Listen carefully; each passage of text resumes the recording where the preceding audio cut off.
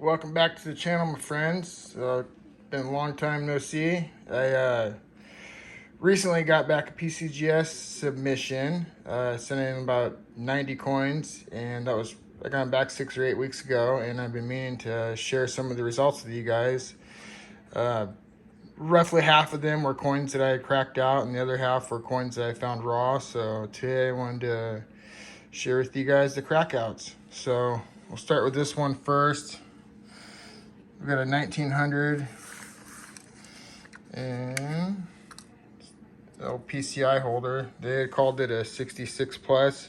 I bought a bunch of these old, I guess not old, they're newer PCI graded coins. I know they're all overgraded. I knew that before I bought them. I got them cheap. I picked out the ones that I thought was straight grade, and about 90% of them came back straight graded, so that was good. This first one here, a 1900 Philly, it does actually look pretty nice. I had figured this would come in around at 63 or 64, and got 63 on it. Just a little too much action there on the cheek. The reverse looks really nice, but I can agree with the grade on that one. This next one here, we got a 1916 Philly Mercury Dime and an NNC holder. Let's get down. And this one obviously was way overgraded too, but it did look nice to me. It is uncirculated. I was sure of that, and I expected a mid, choice uncirculated grade. And I do believe it has full bands as well. Here in a second, I'll zoom in.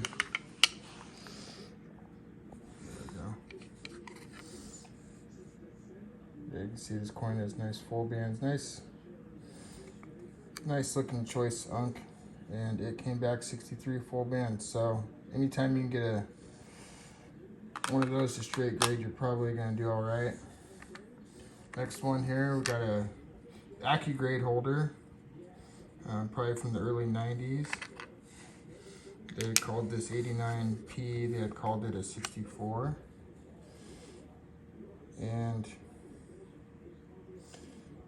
this one I thought would come back 63,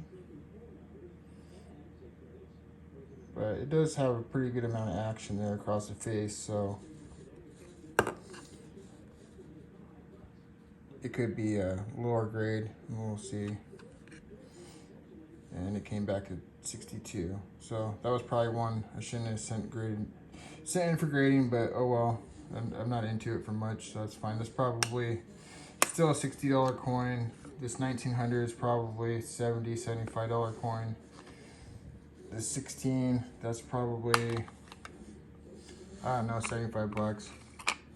Try to give you the values on these. This 98.0 was in a Pcgs holder, and I've done well cracking out Pcgs coins.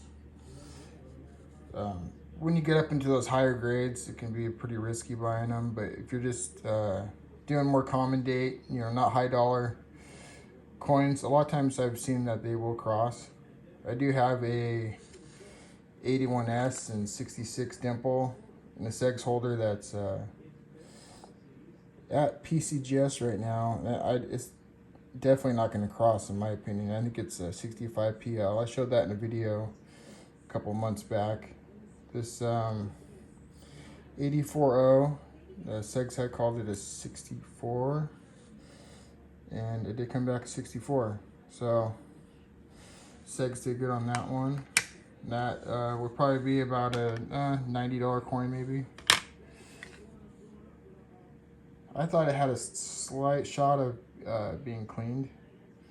It kind of does have that dip look to it, but they straight graded it. So next up, we got an ICG.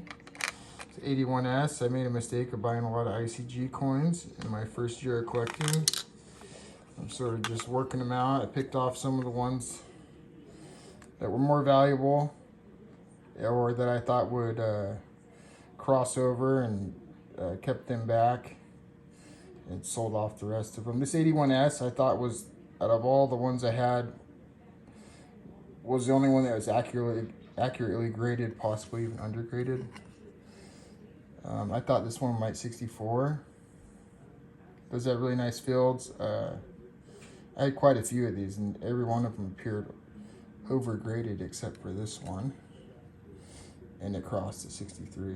But they are harsh on 81S's. I would not bat an eye if they had called that a 64. That would be about a $65 coin. There's 45S. Roosevelt dime was an NGC holder. I think I did crack out a couple NGC and PCGS coins, not many. I thought it had full bands, and I thought it had a shot. It's a really nice look to it. I thought it had a shot at 67 full bands. Some pretty nice subtle toning to it. Super clean. I think maybe the luster is just holding it back a smidge.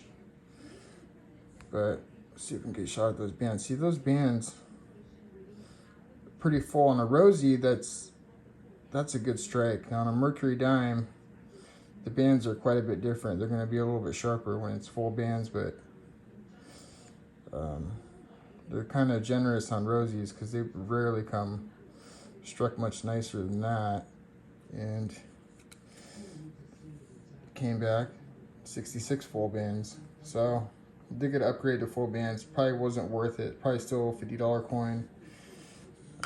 It was maybe 35 in this holder, so without that upgrade to 67, it probably wasn't worth it, but still fun nonetheless. We got a 1900 Philly in one of the newer PCI holders. Not a very nice looking coin, but it looked pretty clean, and it looked original. A lot of the ones I was seeing were artificially toned or cleaned. A lot of ones that had staple scratches, and I didn't pick out any of those. This one is dark, doesn't have nice eye appeal, but I did feel good that it was straight grade, and it came back at 64. And the true view on it looks okay, so probably looking at about 95 to 100 bucks. I think most of those PCI coins I paid around 60 bucks a piece for. So I'll still make out all right. I won't really make any money, but I won't lose any.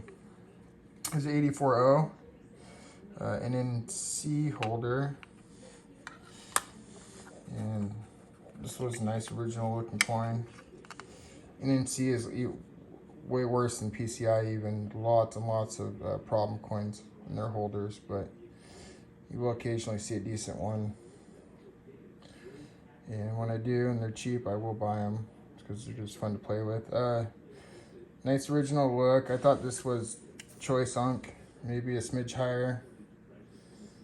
Doesn't look clean, doesn't look, it's obviously not scratched or artificially toned or nothing, and came back at 64. So again, probably $85 coin. And this one is one of the nicest coins that I got in the PCI holders. This is a 81S. They had called it a 67. I thought it might have a shot at 66 because it actually looked really nice, super clean.